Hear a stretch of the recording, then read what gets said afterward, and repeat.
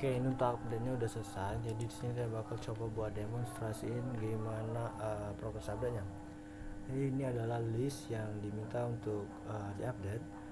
Jadi untuk update pertamanya itu ialah jadi saat peminjam mengembalikan buku, maka kita admin itu bisa tahu buku ini dari perpustakaan mana.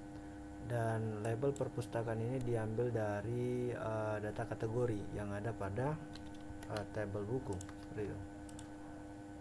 Jadi di buku itu dia punya ID kategori, dan di ID kategori ini kita bisa lihat di tabel kategori untuk nama dari kategori, dan ya kategori ini bakal kita jadiin asal dari buku itu. Oke, di sini saya bakal coba buat tes ya, buat tes. Oke, buat tes login menggunakan akun. Oke, di sini saya sebagai petugas. Di sini saya bisa melakukan transaksi, kemudian di peminjaman, dan saya bisa klik tombol tambah peminjaman. Oke, di sini ya saya bakal pilih buku yang dipilih, dan ya sekaligus. Jadi di sini kan selain itu kan di sini untuk pembatasan peminjaman buku. Jadi kan untuk peminjaman buku itu satu kali peminjaman hanya boleh satu buku. Jadi di sini sudah udah diimplementasiin. Jadi begitu kita klik di button lagi seperti ini, dia hanya akan terpilih satu ya seperti itu. Jadi kan data lama di sini kan psikologi agama. Kemudian begitu kita klik di katakanlah saya bakal milih di Tuhan Pun Berpuasa, klik di sini, dan ya yang bakal terpilih hanya satu. Jadi buku yang kepilih cuma satu. Dan juga untuk data buku di sini udah diperbaikin. Jadi sebelumnya itu kan untuk judulnya dia itu nggak ada judul, jadi dia nggak kebaca. Sedangkan sekarang ini udah diperbaikin biar dia bisa kebaca. Oke, lanjut di proses peminjaman. Di sini saya bakal isi dan saya bakal masukin data untuk peminjamannya. Sebelum itu di bagian ini saya bakal coba cek, dan ya seperti yang dilihat di sini ada label asal dari buku ini. Itu dari perpustakaan pesantren atau perpustakaan dalam seperti itu. Dan juga untuk kode buku di sini udah dibenerin. Jadi sebelumnya itu kode bukunya nggak kebaca, dan untuk detail di bagian sini juga udah diperbaikin seperti itu. Dan seperti yang dilihat di sini, kita punya buku dengan judul Tuhan Pun Berpuasa. Jadi kan kita udah pinjam ya. Jadi kita bakal lihat apakah di data buku itu dia menyesuaikan atau enggak. Jadi di sini kita bisa pilih Tuhan. Oke.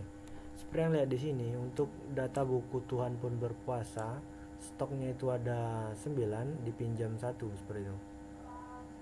Oke, sekarang untuk data ini dia udah berfungsi normal. Kemudian di bagian ini saya bakal contohin untuk di data buku, tetapi untuk katakanlah untuk stok buku yang satu. Jadi begitu dipinjam otomatis status bukunya itu kan bakalan kosong ya. Jadi saya bakal demoin apakah mekanisme pengurangan stok itu udah working atau belum. Jadi sini saya bakal coba buat pinjam kecerdasan ruhania nantinya. Tapi sebelumnya begitu seperti yang dilihat di peminjaman, akun saya ini udah melakukan peminjaman satu buku dan statusnya itu belum dikembaliin. Jadi begitu saya klik di tambah pinjam, dia bakal munculin ini. Cuma begitu saya pilih di sini juga dia bakalan working, tapi begitu saya klik di button submit, dia bakalan munculin modal, dan di sini dia bakal ada data Anda harus mengembalikan buku ini terlebih dahulu. Ini artinya kita melakukan preventing action. Jadi nantinya si user ini nggak bisa melakukan peminjaman buku sebelum dia mengembalikan buku yang buku Tuhan berkuasa ini. Jadi saya bakal coba buat kembaliin terlebih dahulu di sini, kembalikan.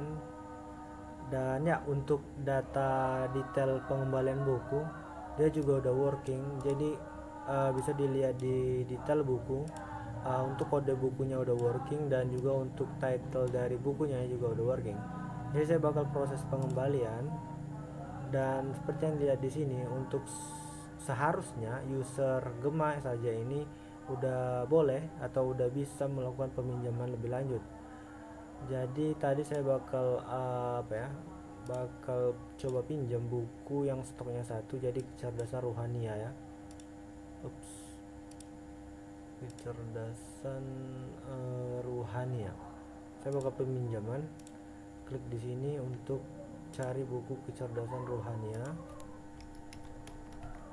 Oke, jadi sebenarnya di sini untuk stoknya itu satu. Begitu saya klik di sini dan klik submit, dan ya dia udah bisa melakukan penambahan buku, peminjaman buku. Karena apa? Karena data peminjaman sebelumnya itu udah dikembaliin. Dan ya, saya udah melakukan peminjaman di buku kecerdasan rohania. Di sini saya bakal lihat di data buku apakah stoknya itu berkurang seperti itu. Jadi oke. Seperti yang dilihat di sini di data buku kecerdasan rohania, dia itu untuk stok bukunya itu dia berubah ke kosong, dan di data dipinjamnya dia itu satu. Jadi di sini dia udah working ya. Dan ketika stok buku itu kosong, jadi di sini di bagian peminjaman di sini di sini dia juga ada label kosong. Kemudian begitu diklik di bagian ini, dia udah ngehandle itu sendiri. Jadi ya seperti itu. Kemudian di bagian ya untuk pembatasan udah, kemudian di label juga udah, dan di next itu ada di penambahan fitur riwayat peminjaman.